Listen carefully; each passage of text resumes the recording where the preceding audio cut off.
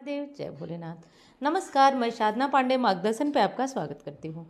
दोस्तों, मैं बात करने वाली हूँ निर्जला एकादशी, जिसे साल की बड़ी एकादशियों में एक एकादशी कहा जाता है। यानी कि ज्येष्ठ मास में पड़ने वाली ज्येष्ठ मास शुक्ल पक्ष की एकादशी को हम निर्जला एकादशी कहते हैं। क्योंकि दोस्तों, जैसा कि नाम के अनुसार ही इस एकादशी का व्रत निर्जल रह के किया जाता है। यानी हर एकादशियों में जल फल सारी चीज़ें लेकर हम व्रत करते हैं, परंतु इस एकादशी में शास्त्र का विधान है कि निर्जल यानी बिना जल के एकादशी का व्रत रहना चाहिए। बहुत सारे प्रश्न ऐसे हैं कि क्या जो लोग हर एकादशी का व्रत करते हैं वो जल लेकर इस एकादशी का रह सकते हैं व्रत या नहीं। और साथ साथ ये भी क्वेश्चन है कि एकादशी के एक दिन पहले जो हमारा 10वीं नियम का दिन होता है, उस 10वीं नियम के दिन हम क्या बिना पानी के यानी कि रात को 12 से 4 के बीच पानी ले सकते हैं या नहीं, कि शाम को खाना खाने के बाद जो पानी पिए उसके बाद पानी नहीं लेना चाहिए। तमाम क्वेश्चन है और इसी के बारे में जो है आज की एकादशी है।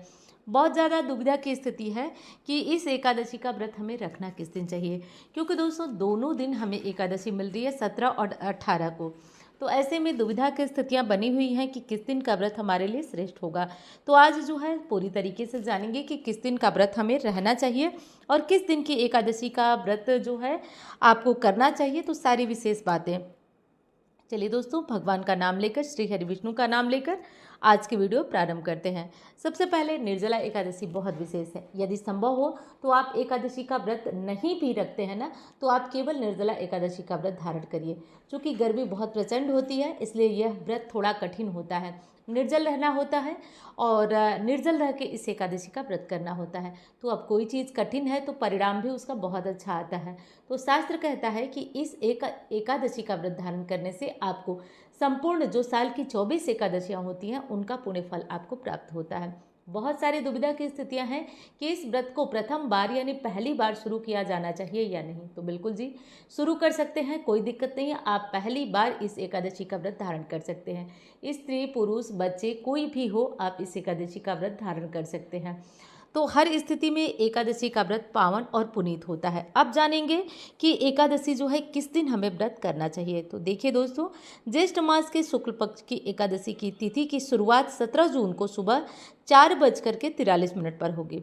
वहीं तिथि का समापन 18 जून को सुबह 6:24 पर होगा। ऐसे में निर्जला एकादशी का व्रत 18 जून को रखा जाएगा।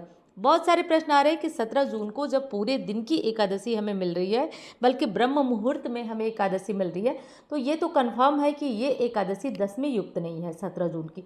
फिर हम इस एकादशी का व्रत क्यों धारण नहीं कर रहे हैं, क्यों 18 जून की एकादशी का व्रत धारण करना बताया जा रहा है। तो दोस्तों, एकादशी में केवल व्रत करना उत्तम नहीं होता है, बल्कि व्रत करते हुए एकादशी का पारण जो है वो कायदे से नियम विधि के अनुसार करना बहुत ज़्यादा ज़रूरी होता है। और जैसा कि 17 जून की एकादशी का जो पारण होगा वो 18 जून को हरिवासर समाप्त होने में काफ़ी टाइम लग जा रहा है। लगभग 1:30 बजे के बाद हरिवासर 18 तारीख को समाप्त हो रहा है। ऐसे में निर्जला एकादशी का व्रत बहुत लंबा रखा जाएगा।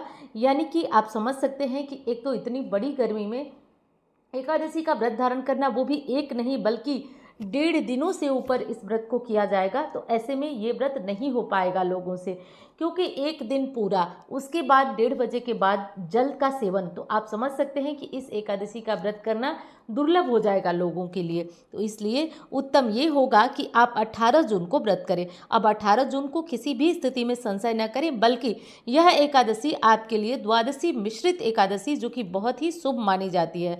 शास्त्र कहते हैं एक ऐसी एकादशी का व्रत करने से हजारों गौदान का लाभ मिलता है। क्योंकि देखिए 18 तारीख को सुबह 6:24 तक एकादशी तिथि रहेगी। तो ऐसे में उदया तिथि में आज की एकादशी भी हो जाएगी और पूरे दिन की द्वादशी भी हो जाएगी।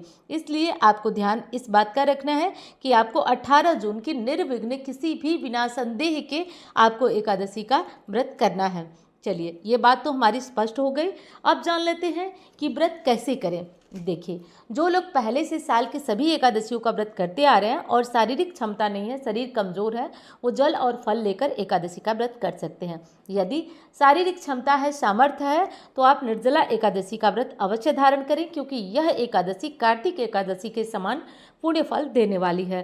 अब व्रत जो लोग पहली बार करना चाहते हैं बिल्कुल कर भी सकते हैं, और व्रत कैसे करें ये जान लीजिए। सबसे पहले एक बहुत बड़ा क्वेश्चन है कि क्या दसवीं तिथि यानी कि 17 तारीख की रात को खाना खाने के बाद, यानी कि जब हम अपना खाना पीना बंद करते हैं 10-11 बजे के बाद, तो क्या रात में, जैसे कि हर व्रतों में जो निर्जला व्रत होता है उसमें भोर में ब्रह्म मुहूर्त में उठकर पानी पीते हैं, तो क्या इसमें पानी पिया जा सकता है या नहीं। तो देखिए, आप रात को 12 बजे से लेकर के, यानी कि रात को जो है जितना आपका इच्छा हो पानी पी सकते हैं, लेकिन अन्न का सेवन आप नहीं करेंगे। और कब तक पी सकते हैं, तो सुबह 3:30 बजे तक आप पानी का सेवन कर सकते हैं। तो आप 17 तारीख को सुबह 3:30 बजे 3 बजे तक आप पानी का सेवन कर सकते हैं। इसमें किसी भी प्रकार से दोष नहीं लगता है, क्योंकि इस व्रत में जब सूर्योदय होता है तो सूर्योदय से लेकर अगले सूर्योदय तक आपको ध्यान रखना होता है। वहीं पे 18 तारीख को जब एक बार आप व्रत का संकल्प ले लेंगे तो 18 और 19 की रात को आप पानी नहीं पिएंगे, तब तक नहीं पिएंगे जब तक आप पारण न कर पाए। तो ये बात आपको बिल्कुल ध्यान से और बिल्कुल स्पष्ट समझ जाना है। किसी भी स्थिति में किसी के कहने पे या सुन करके जो लोग भगवान विष्णु की पूजा करते समय आचमन में अधिक जल लेते हैं वो ऐसा न करें। आचमन केवल 3 बार लिया जाता है और वो भी थोड़े थोड़े जल से। तो इस तरीके से करके आपको अधिक पानी नहीं लेना है, ध्यान रखें। यदि क्षमता नहीं है तो आप जैसे व्रत अन्य एकादशियों का करते हैं वैसे कर लें, लेकिन कदापि ये गलती न करें। तो बात हमारी स्पष्ट हो गई कि हमें किस दिन का व्रत करना है। अब अगली चीज़ बता दूं दोस्तों कि आपको व्रत कैसे करना है, ये बात तो बिल्कुल मैंने बता दिया आपको। और हाँ, जो व्रत कोई नहीं कर सकते, जैसे निर्जला भी व्रत नहीं कर सकते, जल फल वाला भी व्रत नहीं कर सकते, वो लोग कम से कम चावल न खाएं, तुलसी जी में जल वगैरह न डालें, तुलसी न तोड़ें।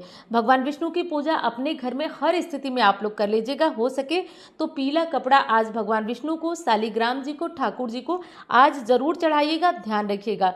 रही बात दान की, तो आज देखिए ककड़ी, खीरा, मौसमी जो फल आम वगैरह है उपलब्ध हो सके, कम से कम अधिक नहीं तो पीले कपड़े में कुछ फल बांधकर आप किसी ज़रूरतमंद या ब्राह्मण को ज़रूर दान करिएगा एकादशी के दिन 18 तारीख को।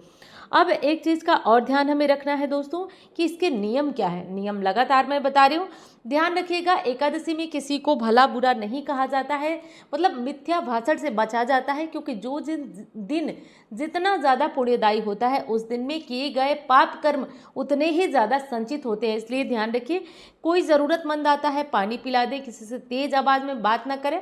संभव हो तो आप निर्जला व्रत रखते हुए रात्रि जागरण करें, अखंड दीप तुलसी के पास और भगवान विष्णु के पास जलाएं। ऐसा करने से आपके जीवन में लाखों समस्याएं चल रही हों, लेकिन एक बार भगवान विष्णु की कृपा आ जाए तो आपके जीवन से सभी कष्ट दूर हो जाते हैं। घर में जो बड़े बुजुर्ग हैं जिन्होंने एकादशी का व्रत रखा है और जो लोग अपने मतलब बिना जल के व्रत रखते हैं, आप उनके स्वास्थ्य का बहुत ज़्यादा ध्यान रखें। आवश्यकता हो तो उन्हें जल भी पिला दें, लेकिन ध्यान रखें किसी को किसी माध्यम से कष्ट या तकलीफ नहीं देना है। सबसे अधिक ध्यान हमें इसी बात का रखना है, क्योंकि देखिए एकादशी का व्रत करना कोई बहुत बड़ी महारत हासिल करना नहीं है। जब तक आप पारण नहीं सही समय पे कर लेते हैं तब तक आपको इस एकादशी का कोई भी शुभ फल नहीं मिलता है। तो जितना व्रत का नियम आपने सुना, सारी चीज़ें आपने जानी, सबसे ज़्यादा ज़रूरी है पारण। अब चलिए जान लेते हैं पारण कब और कैसे करेंगे। अब दोस्तों 20 तारीख को हम पारण करेंगे और सुबह 5:24 से लेकर के, और आप पारण कभी भी कर सकते हैं सुबह 5:24 से। तो इस बात का आपको ध्यान अनिवार्य रूप से रखना है। टाइम आप नोट कर लीजिए, स्क्रीनशॉट ले लीजिए। आपको वीडियो पसंद आए तो प्लीज़ भूलिएगा मत लाइक करना। आपके जो भी ज़रूरी क्वेश्चन थे मैंने उनका आंसर दिया। और हाँ, पारण कैसे करना है, एकादशी के उपाय क्या होंगे, नियम क्या होंगे, इसके लिए आप चैनल को सब्सक्राइब ज़रूर कर लीजिएगा। और हाँ दोस्तों, कुंडली बनवाना या दिखवाना होगा, या फिर जैसे जीवन में बहुत ज़्यादा समस्या चल रही है धन को लेकर के, शुक्र की पोजीशन पता नहीं है आपको, तो भी आप कुंडली से जान सकते हैं क्या रहेगी आपकी पोजीशन। तो बहुत सारी विशेष बातें हैं, लेकिन एक चीज़ ध्यान रखिएगा, कमेंट बॉक्स में जो नंबर होता है वो नंबर फ्रॉड हो सकता है। केवल और केवल मेरा यही नंबर है जिसको कि आपको ध्यान रखना होगा। और हाँ, ध्यान रखिएगा पारण में एक और विशेष चीज़ का ध्यान, सरसों का तेल, लहसुन, प्याज इत्यादि मत खाइएगा। पारण से पहले आप संपूर्ण भोजन तैयार कर लीजिएगा। ये थी एकादशी से जुड़ी हुई सभी जानकारियाँ। उम्मीद करती हूँ आपको पसंद आई होगी। पसंद आए तो लाइक करिएगा, चैनल को सब्सक्राइब कर लीजिएगा। मैं मिलती हूँ आपसे अन्य वीडियो में। धन्यवाद। हर हर महादेव।